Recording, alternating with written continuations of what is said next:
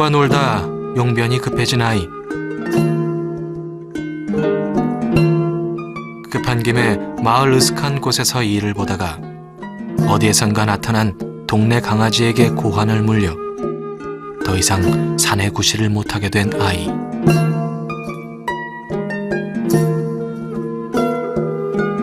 예기치 못한 사고로 남자로서의 삶은 끝났지만 그에게 또 다른 인생이 기다리고 있었다.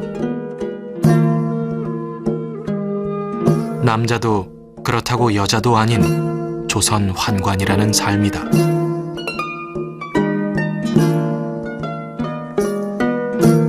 환관이 되기 위해 가장 중요한 것은 신체 조건이다.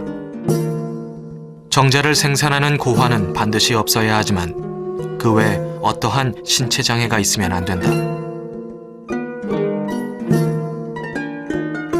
이런 신체 조건이 왕과 왕의 여자들을 지키기 위한 조선 환관의 필수 조건이다.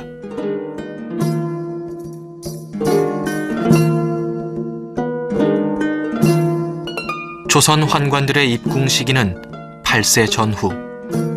대부분 사고를 당해 고자가 된 이들이지만 예외는 있었다. 기록에 의하면 가난한 아버지가 아들을 환관으로 보내기 위해 어린 아들의 고환을 명주실에 묶어 고자로 만들었으며, 또 어떤 이는 아내가 투기를 해 홧김에 스스로 자기 것을 잘라버리고 환관이 되었다고 한다.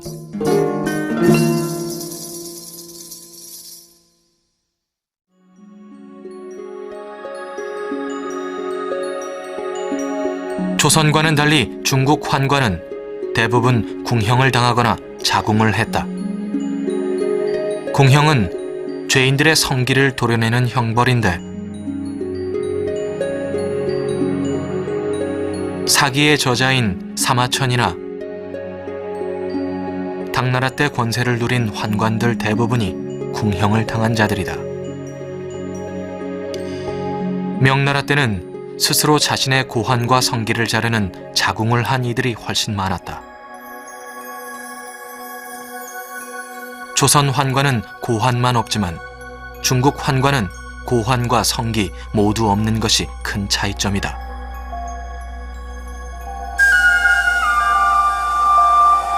명나라, 청나라에는 창쯔라고 불리는 자궁시술소가 있었다. 창쯔에서는 정부와 결탁한 전문 칼잡이 다오쯔장이 시술을 했다. 자궁 시술 현장을 목격한 영국인 선교사의 기록에 의하면 시술을 원하는 이가 시술대에 누우면 조수 한 명이 상체를 껴안고 다른 두 명이 좌우측 다리를 잡아 꼼짝 못하게 했다. 그 다음 다오쯔장이 시술대에 누운 이의 얼굴을 정면으로 내려다보면서 신중하게 물었다. 후회하는가 후회하지 않는가를 묻고 후회하지 않는다고 하면 재빨리 수술을 했다.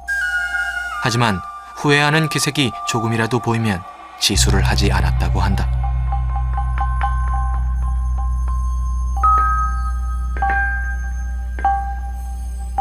거세를 받은 아이는 100일 만에 자신의 고환과 성기를 들고 건강하게 걸어 나왔는데 놀랍게도 시술 성공률이 아주 높았다고 한다.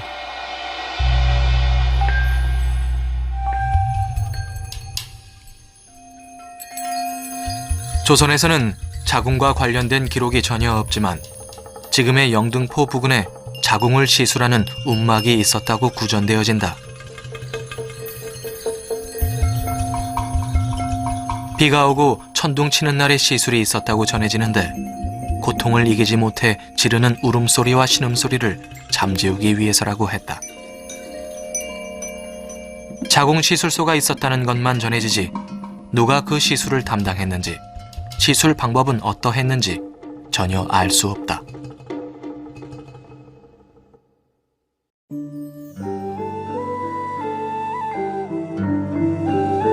자의든 타의든 거세를 했다고 해서 모두 환관이 될 수 있었던 것은 아니다. 1차 신체 검사와 구문 시험을 통해 선발된 어린 예비 환관들은 혹독한 2차 수련 과정을 거쳐야 했다. 어린 예비 환관들은 내시부에서 심부름을 하면서 환관이 될 기본적인 소양을 쌓았다.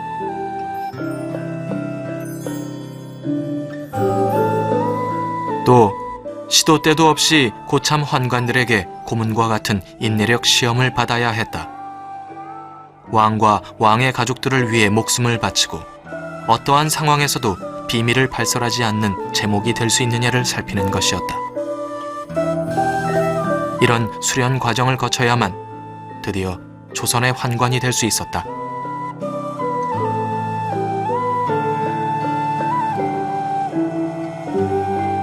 명나라 청나라도 거세를 했다고 해서 다 환관이 될 수 있었던 것은 아니다.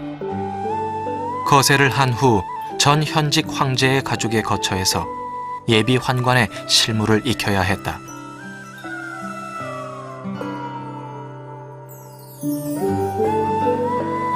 이 과정을 무사히 끝내면 1년 후 궁궐로 들어가 환관으로서 소임을 맡게 된다.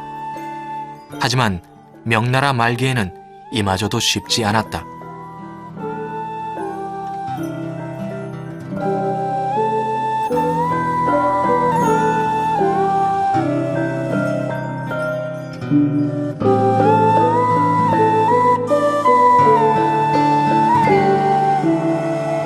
환관을 충원하기 위해 3,000명을 모집 공고했는데 지원자가 2만 명이 넘었다. 필요한 인원은 한정되어 있고 환관이 되려는 자는 넘쳐나 정부에서는 궁여지책으로 떨어진 이들을 모아 농사를 짓게 했다. 但是后来呢，有不少人因为家庭贫穷，希望进入宫廷来改换家里边的生活状态，特别是看到有些宦官地位显赫，专横跋扈，那么认为如果自己进宫，或许有一天能改善家庭的面貌。所以这样自阉的人越来越多，到了明朝后期，是吧？所以政府呢也屡屡下令反对自阉，但是在河北地区，是吧？自阉的人还是不少，特别是河北地区。 우리나라 환관 역사는 통일 신라 시대로 거슬러 올라간다. 삼국사기 신라 본기에는 신라 흥덕왕이 왕비가 죽자 슬픔에 쌓여 새로 맞은 왕후와 시녀들을 가까이 하지 않고 오직 심부름꾼인 환수만 옆에 두었다고 기록되어 있다. 왕을 지킨 환수가 곧 환관이며 이 기록이 국내 최초의 환관 기록이다. 고려의 환관은 신라와 마찬가지로 거세한 자로서 왕의 심부름을 하는 것에 불과했다. 또 왕의 비석격인 내시가 따로 존재했는데 의종은 총애하던 환관 정함에게 내시직을 겸하게 했다. 그러자 문관들이 천한 환관에게 내시직을 주어 관직을 문란케 한다며 반발해 의종은 정함에게 내시직을 그만두게 했다. 즉 고려시대에는 환관과 내시가 확연하게 구분되어 있었다. 예, 고려시대 내시는 문관 내시들로서 과거에 급제한 자라든가 일반 행정 관료로서 어떤 행정이 뛰어난 자들 가운데 선발해서 일정 기간 왕의 측근에서 보좌하는 역할을 했습니다. 그들이 있었던 조직은 내시원 혹은 내시성이라고 하는 기구였고요. 그다음에 환관은 제 측근건데 액정국에 소송돼 있어서 궁궐에 뭐 청소라든가 궁녀 관리한다든가 하는 허드렛 일을 하는 천인들의 역할에 불과했다고 할 수가 있겠습니다. 즉 환관이 내시가 될 수가 없었던 것이죠. 조선 초기까지는 고려의 환관 조직을 그대로 적용했던 것으로 보인다. 하지만 성종 때 경국대전을 반포하면서 내시직을 거세된 환관들이 맡게 되었다. 그 이후부터 조선도 중국과 같이 환관과 내시가 같은 뜻으로 쓰이게 된다. 중국에서 최초의 환관 기록은 은나라 갑골문에 있다. 갑골문은 남성 생식기를 상징하는 두 개의 고환과 성기를 그린 모양인데 그 옆에 칼도자가 함께 새겨져 있다.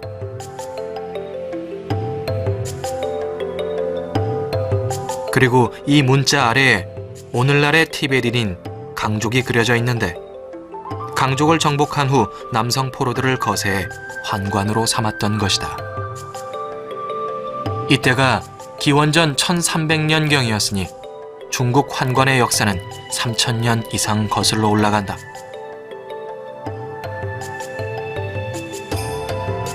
환관은 우리나라를 비롯해 중국, 베트남, 인도 등 동양뿐만 아니라 페르시아, 이집트, 그리스, 로마 등 서양에도 있었다.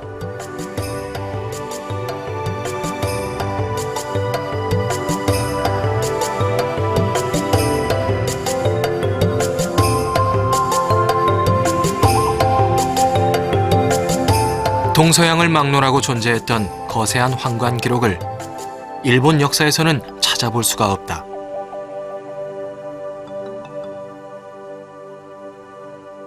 女性をした男性は男と男の男色っていうのは存在してますけれども、いわゆる宦官のように虚勢をして、それで生理的にもセックスをしないという形になるっていうのは日本の文化では見られなかったと考えていいと思いますかね。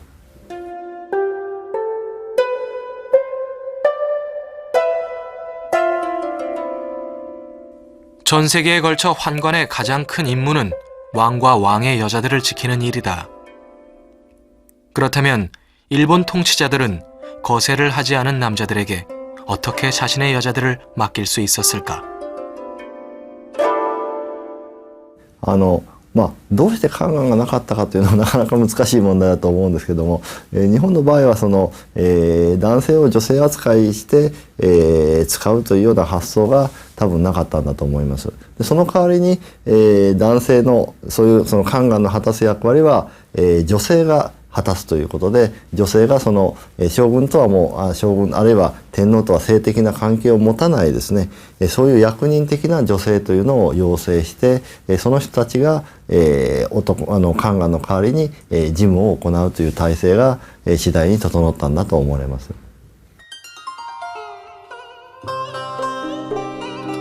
환관의 역할을 여성 관리가 할 수 있었던 비결은 바로 일본의 특이한 성 구조에서 찾을 수 있다. 일본의 성은 쇼군이 정무를 보는 공간과 개인 생활을 하는 공간이 철저하게 분리되어 있다.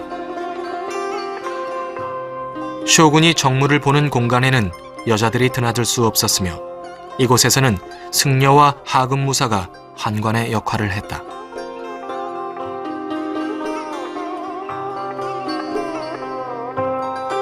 반면 쇼군이 개인 생활을 하는 오쿠에는 쇼군의 여자들이 생활했으며 이들은 엄격하게 통제된 삶을 살았다. 남자들의 출입이 제한되어 있는 오쿠 내에서는 승려와 오토시 요리라고 하는 상급 여관이 환관의 역할을 대신했다.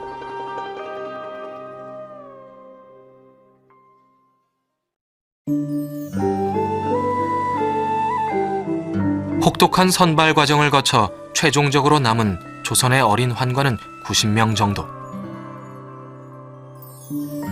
교육을 받는 어린 환관들은 환관으로서 지켜야 하는 원칙들을 몸소 익혀야 했다. 금기사항을 어기기라도 하면 심한 체벌을 받았는데 그중 하나가 마늘을 먹어서는 안 되는 것이었다. 입냄새를 예방하기 위한 목적도 있었지만 마늘이 양기를 돋우는 음식이기에 더더욱 금지시켰던 것이다.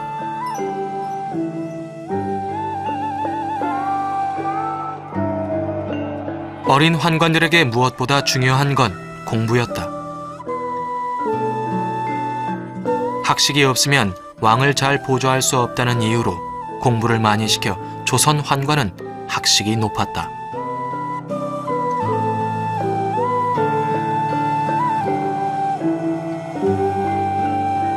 조선과는 달리 명나라는 환관들에게 글을 가르치지 않았다. 글을 알면 정사에 관여해 권력을 넘본다는 이유에서다. 하지만 글을 모르는 환관들을 부리기가 힘들어지자 5대 황제 선종이 환관학교 내서당을 세웠다. 내서당에서 교육을 받는 어린 환관은 2,300명 정도.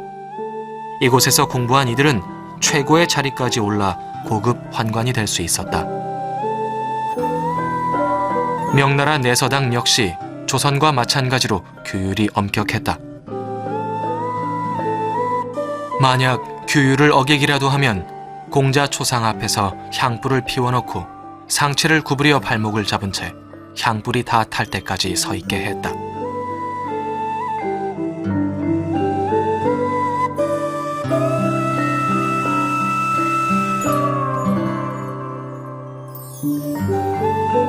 조선에서 어린 환관으로 지내는 기간은 대략 10여 년.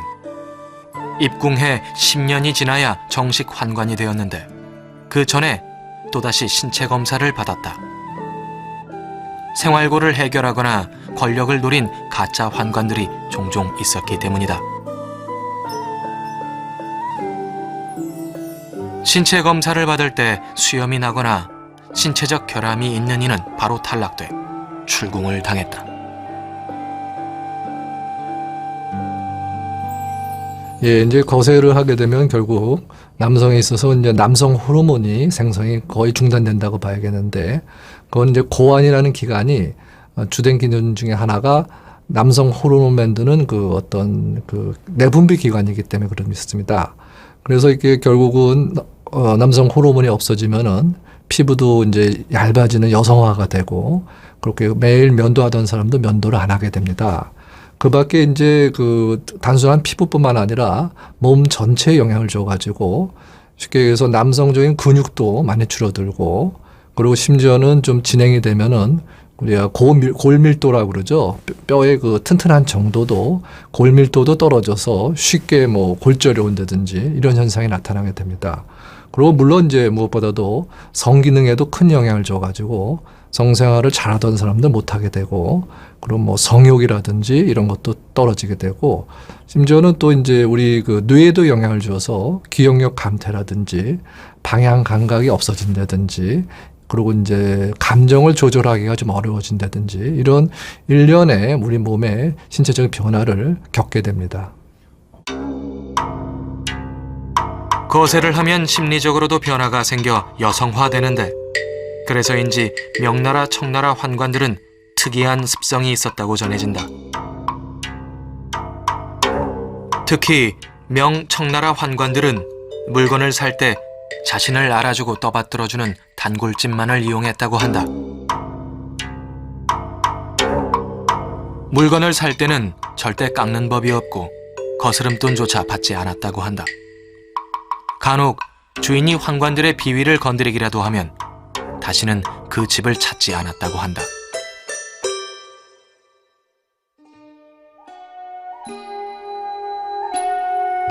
조선 내시부의 최고 관직은 뭐니 해도 내시부 최고 수장이자 왕의 수라를 책임지는 상선이다. 왕이 먹는 음식은 왕의 안위와 직결되기 때문에 수라를 책임지는 상선은 권례에서 가장 중요한 직책이었다. 상선이 되면 환관의 최고 품계인 종 2품을 받았는데 오늘날 차관급에 해당한다. 그 밑으로 정 3품부터 종 9품까지 모두 59명의 환관들이 관직을 받고 차별화된 업무를 받아 일을 했다.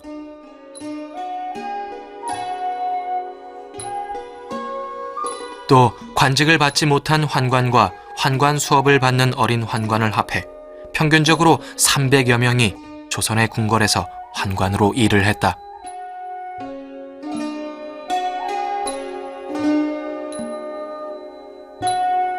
중국 환관의 규모는 명나라와 청나라가 확연히 차이를 보인다. 환관 정치라고 불리는 명나라 때에는 환관의 수가 10만 명 정도였으나 청나라는 명나라 환관의 폐회를 막기 위해 500~600명으로 한정시켰다.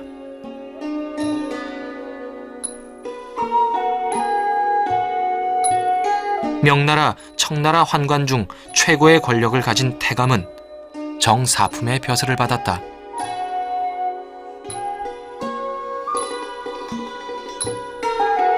명나라 환관의 조직에는 특이한 임무를 받은 경사방 태감이 있다. 경사방 태감은 황제의 잠자리를 관리했다.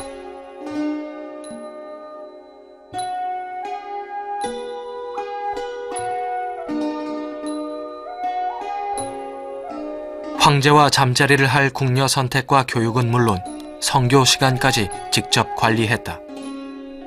정력을 높이는 기술까지 찾아내 황제에게 가르쳐줘 둘은 특별한 친밀감을 가졌다.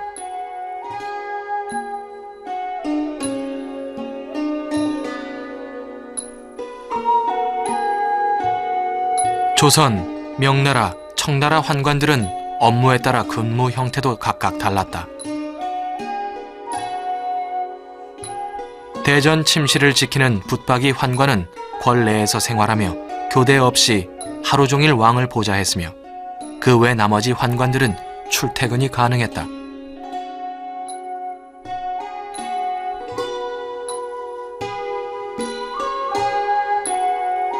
조선 환관은 월급을 받았다.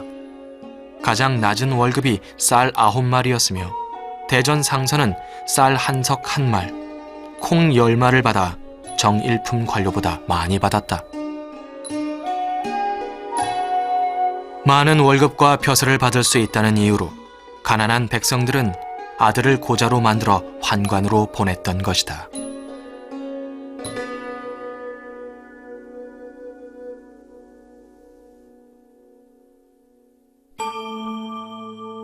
조선 환관들은 궐내에서는 절대 연애를 할 수 없었다. 하지만 어린 시절부터 궐에서 같이 지낸 궁녀와 친구 감정을 넘어 애정 관계로 발전하기도 했다. 세종 때 젊은 환관이 궁녀와 사랑에 빠졌다. 둘은 미래를 약속했지만 사랑은 오래가지 못하고 발각되어 참형을 당했다. 죄를 아무리 참혹하게 다뤄도 젊은 환관과 궁녀의 연애 사건은 조선 역사상 비일비재했다.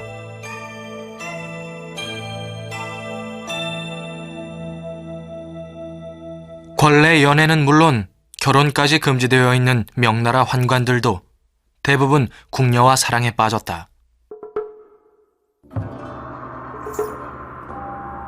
하지만 젊은 환관들은 늘 외로운 후궁들의 마음을 사로잡아 은밀한 관계를 맺기도 했다.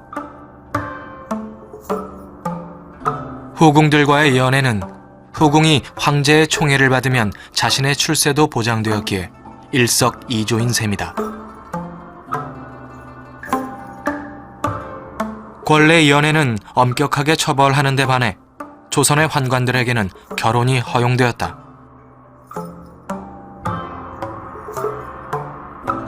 환관들이 결혼을 하기 위해 매파를 놓으면 평민뿐만 아니라 사대부 가문의 규수까지 환관을 통해 권력을 잡기 위해 혼담이 오갔다. 실제로 사대부 가문과 환관이 혼인해 권력을 잡는 경우가 많았다.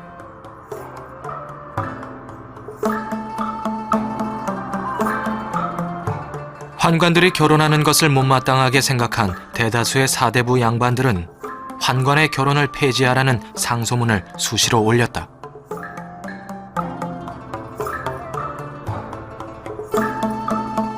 신체적인 결함이 있는 환관들은 정상적인 결혼 생활을 유지하기 어렵다는 이유로 명나라, 청나라와 같이 처와 첩을 두어서는 안 된다는 것이었다. 사대부들의 수차례에 걸친 폐지 시도에도 불구하고 환관들의 반발과 그들의 공을 인정한 왕실의 비호로 조선 환관의 결혼 제도는 그대로 유지되었다.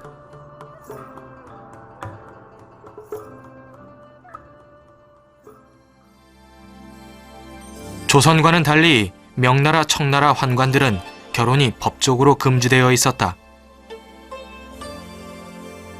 하지만 권력 있는 환관들은 궁녀들에게 밥을 데워달라고 해 같이 밥을 먹다가 사랑의 감정이 생겨 몰래 가정을 꾸리고 부부 생활을 하기도 했다. 환관들 없이는 아무 일도 할 수 없었던 황제는 환관과 궁녀들의 비밀 결혼을 알고도 눈 감아주게 되었다. 이처럼 환관들의 결혼을 공공연하게 인정해주자 명나라 중기 이후에는 궁녀뿐만 아니라 평민 여성과도 결혼을 했다.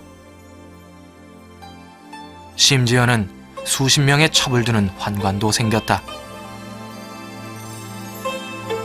그러다 보니 늙은 환관이 짝없이 혼자 지내면 무능한 환관으로 낙인되어 젊은 환관들의 웃음거리가 되기도 했다.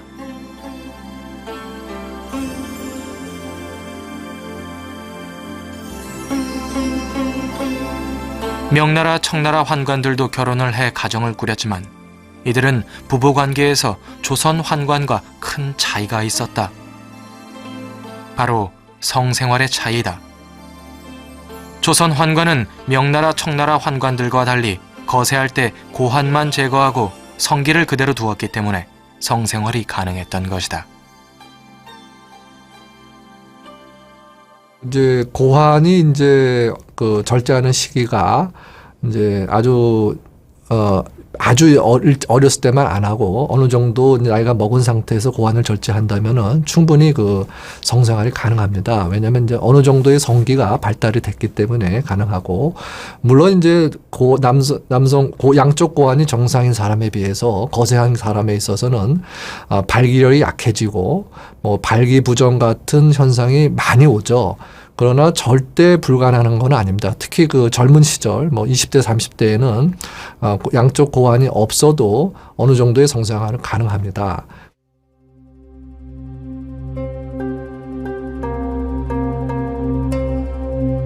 조선 환관들 사이에서는 특이한 성생활법이 전해지는데 부부관계를 할 때 부인이 환관의 입을 천으로 동여맸다고 한다.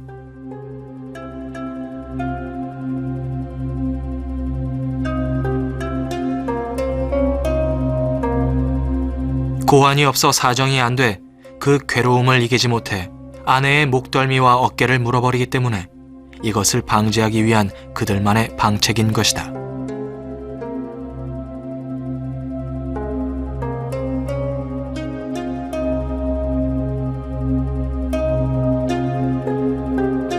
부부관계가 가능했다지만 원만치 못해 아내가 정조를 잃거나 이혼을 하는 경우가 더러 있었다.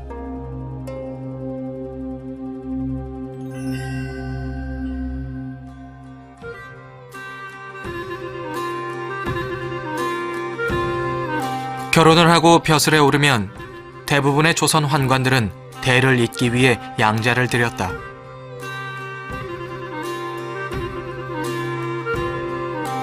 양자는 문중에서 고자가 된 어린아이를 데리고 오는 것이 원칙이었으나 그 수가 많지 않아 처가나 다른 집안의 아이를 데리고 오는 경우가 더 많았다. 양자를 드리면 환관들의 족보인 양세 계보에 올렸다. 양세 계보를 살펴보면 본관과 이름을 그대로 사용해 성이 제각각이었다. 또 고향과 입양 시기, 궁궐에서 맡은 직무를 자세하게 기록해 두었다. 현재 환관들의 족보인 양세 계보는 총 3권이 전해지는데 아마도 정치 소용돌이에서 살아남은 이들의 족보만 전해지는 것으로 보인다.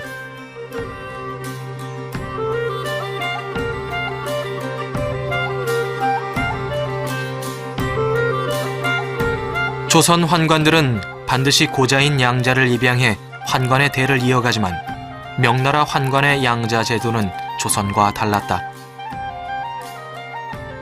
명나라 환관들의 양자는 크게 두 부류다. 10살 이하의 어린아이를 양자로 들여 거세시켜 환관의 대를 이어가는 경우와 권력을 잡기 위한 목적으로 지방 관료나 지주의 아들을 양자로 들인 경우다. 물론 후자인 경우는 환관으로 살아가지 않았으며 양아버지의 권력에 힘입어 요직에 앉게 된다.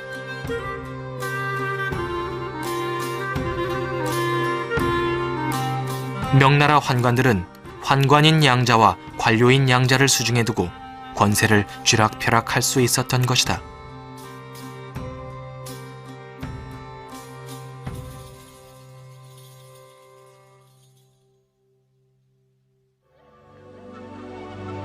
환관들은 권력을 잡기 위해서 승진에 많은 노력을 기울였다. 조선 환관들의 승진 제도는 비교적 체계적이었다. 승진을 하기 위해서는 먼저 시험을 봤다. 1년에 4번 있는 승진 시험은 논어, 맹자, 중용, 대학의 사서 중 한 권과 소학이나 삼강행실도 중 한 권을 선택해 시험관이 지정한 곳을 읽고 해석하게 했다. 또 시험관이 지정한 2권 6곳을 모두 읽고 해석하면 시험이 영원히 면제되었으며 만 35세가 되면 학습 효과가 없다고 해 시험을 보지 않았다.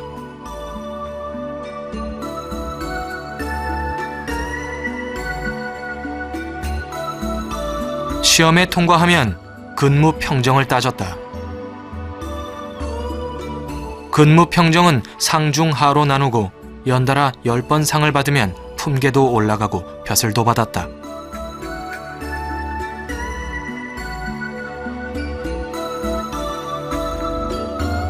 하지만 중2하를 연달아 3번 받으면 파직당하거나 출궁당하기도 했다.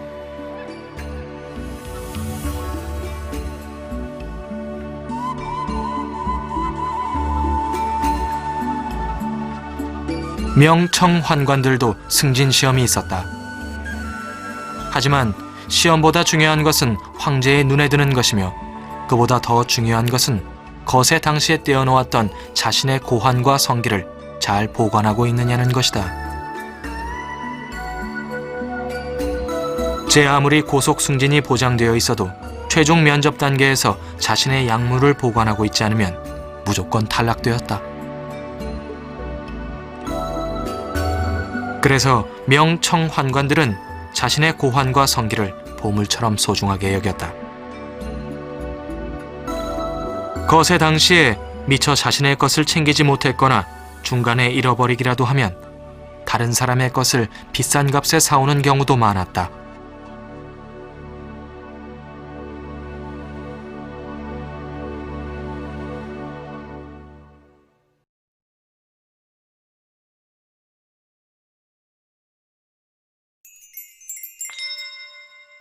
승진을 해 품계가 오르고 권력의 맛을 본 환관이라면 가장 선망하는 자리가 바로 대전환관이다.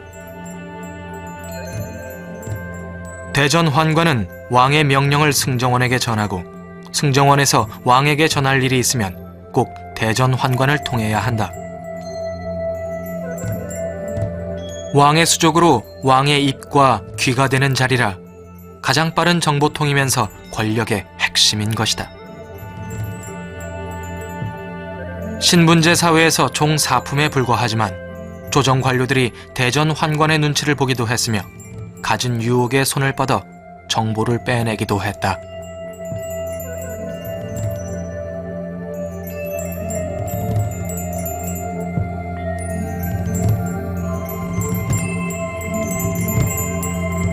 반면 명나라 청나라 환관들이 가장 선호하는 자리는 바로 내관감, 태감이다. 내관감은 궁궐의 크고 작은 공사를 관리했기에 비정상적인 수입이 가장 많은 곳이었다. 그 예로 희종이 황금 50만 냥을 들여 경릉을 세울 때 환관 수중으로 들어간 황금이 약 8만 냥이나 돼 재산 축적에는 이보다 더 좋을 수는 없었다. 이 자리는 건축 기술이 뛰어난 베트남 출신 환관들이 많았다.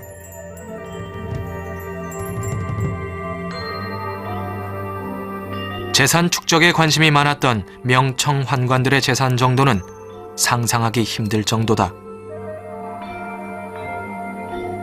현재 한의원으로 사용되고 있는 이 집은 청나라 말기 사례감 태감으로 지냈던 환관 이연영의 고택이 그대로 보존되어 있는 곳이다.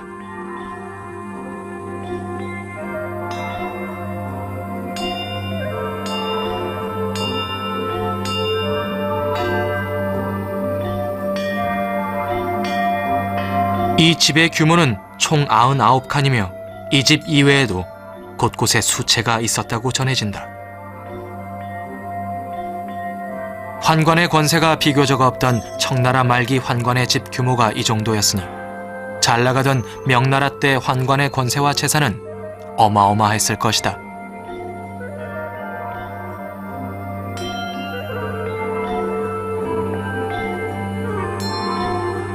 조선 환관들의 재산과 권력도 명나라, 청나라에 못지않다.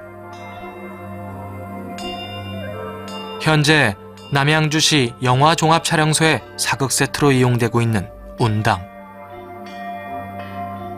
이 집은 원래 구한말 환관이 살던 종로집을 그대로 옮겨놓은 것이다. 본채, 안채, 사랑채, 행랑채, 별당, 문간채로 이루어진 이 집은 조선 환관들의 권력과 부가 얼마나 대단했던가를 증명해준다.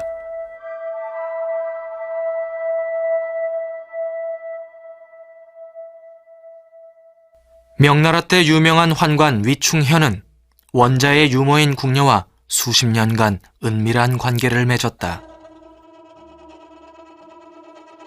마침내 원자는 황제가 되고 황제는 유모를 봉성 부인에 봉하면서 유모의 청을 잘 들어주었다.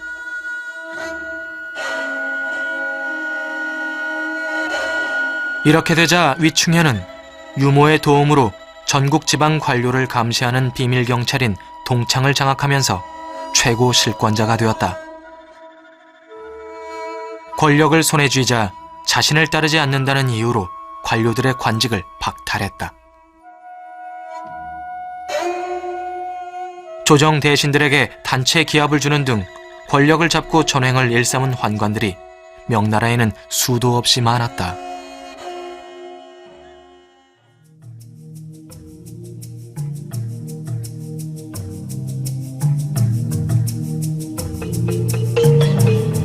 명나라에 환관 위충현이 있다면 조선에는 환관 박한종이 있었다. 박한종이 대전 환관인 승전색에 오른 것은 중종 때다. 문정 왕후와 결탁해 인종이 죽고 명종이 즉위하면서 공신의 칭호를 얻고 권세를 누리기 시작했다.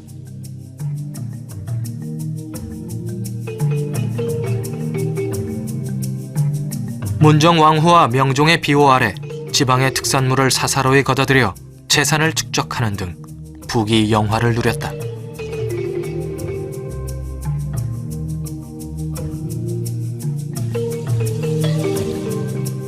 또 조정 대신의 업무까지 침범해 월권을 하기도 했다.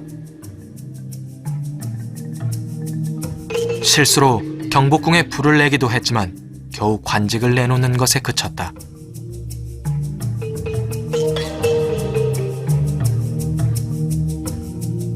수십 년간 마음을 준 수족을 쉽게 잘라내지 못하는 왕의 마음.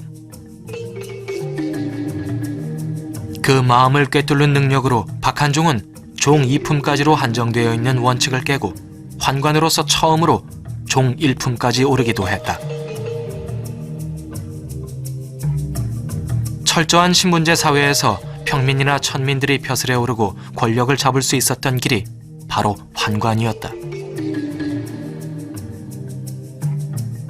이런 매력에 빠져 자신의 직분을 잊어버리는 환관들이 더러 있었다.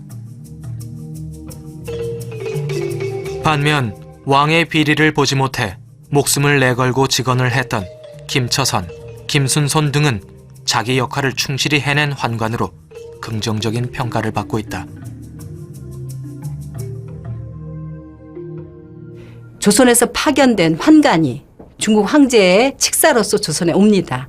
그래서 그중에 뭐 윤봉이라든가 정동이라고 하는 그런 환관들은 와서 자기 조국을 위해서 명나라에서 요구하는 많은 그 조공품의 물자를 축소시킨다든가 하는 일을 합니다. 그런데 참 불행하게도 조선 왕조 실록과 같은 기록에 보면은 그분들이 그런 그 외교 현안을 쉽게 풀었던 그 공로가 있음에도 불구하고 기록은 참 나쁘게 하더라고요.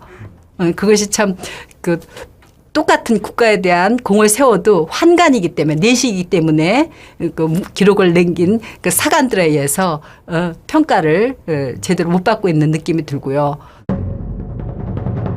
명나라와 청나라도 조선과 마찬가지로 좋은 환관의 기록보다 권력을 쥐고 전횡을 일삼은 환관들의 기록이 더 많다. 皇帝有作为，宦官是也有作为，甚至能够做出很大的贡献。如果皇帝无作为，或者皇帝只知玩乐，是吧？或者皇帝要往自己的内库多搜刮点银两的时候，派谁去？派宦官。所以宦官的好坏是君主专制制度的衍生物，这就是我的看法。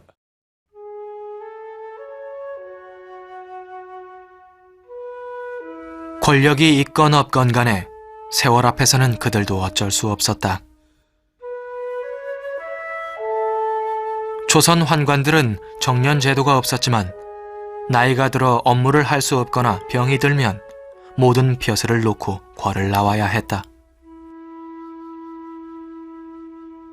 환관들이 퇴직을 하면 매달 쌀 12말과 노후를 보낼 집을 마련해줘 노후 보장은 돼 있었다. 늙은 환관들은 주로 지금의 중랑구 묵동, 먹골 마을에서 환관으로서 자신의 행적을 되새기며 노후를 보냈다.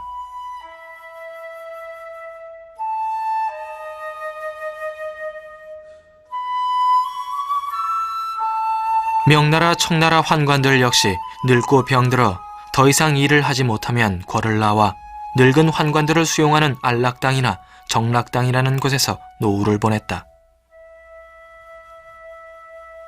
재산이 있는 환관의 경우는 자신의 집에서 노후를 보내며 권력을 행사하기도 했다.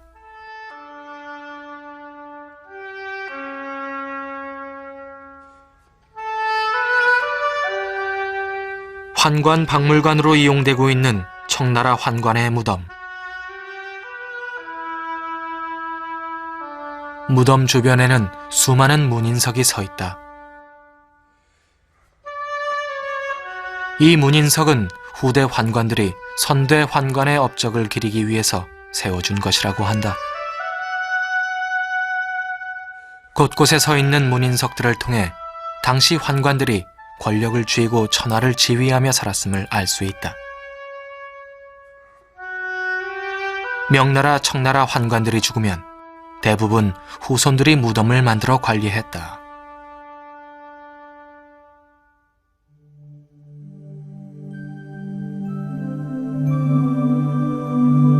은평구 진관내동 중고을마을 백화사 뒤편. 우리나라에서 가장 오래되고 큰 환관 문중 묘역으로 이렇게 남아있는 곳은 몇 군데 되지 않는다. 조선 환관들 역시 죽으면 후손들이 묘를 써 관리했는데 후손은 살아생전에 입양한 양자들이었으며 대부분 환관으로 지냈다. 환관이 환관을 키우고 성장시키며 되물림되어졌다. 하지만 이런 환관의 역사는 조선 왕조가 없어지면서 함께 사라져갔다.